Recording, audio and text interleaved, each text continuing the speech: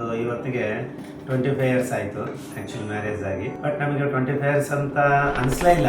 ಒಂದೊಂದು ವರ್ಷ ಒಂದೊಂದು ಕ್ಷಣ ಥರ ಕಳೆದೋಗ್ಬಿಟ್ಟಿದೆ. ಈ ಪ್ರೇಮ ಎಲ್ಲ ಜೀವನದಲ್ಲೇ ಒಂದು ಸುಖ ದುಃಖದಲ್ಲಿ ಎರಡು ಇರಬೇಕು, ಸ್ವೀಟು ಕಹಿ ಅಂತ. ಅವಾಗ ಬಹಳ ಸಂತೋಷ ಆಗುತ್ತೆ. ಸ್ವಿಟ್ಜರ್ಲ್ಯಾಂಡ್ ಹೋಗಿದ್ವಿ, ಅಲ್ಲಿ ಒಂಥರ ಮೂಮೆಂಟ್ ನೋಡಿದ ಮೇಲೆ ಬಹಳ ಚೆನ್ನಾಗಾಯ್ತು. ಯಾಕಂದ್ರೆ ನನಗೆ ಮಗಳೇ ಬೇಕಂದ್ಕೊಂಡೆ, ನನಗೆ ದೇವರು ಮಗಳೇ ಕೊಟ್ಟಾನೆ. ಬಹಳ ಚೆನ್ನಾಗಾಯ್ತು.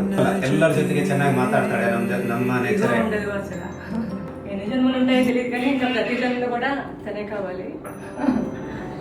అండ్ చిన్నప్పటి నుంచి నాకు ఎప్పుడు సిబ్లింగ్స్ లేరు అని లోటే లేదు. మీరు నాకు అంత ప్రేమ పంచారు.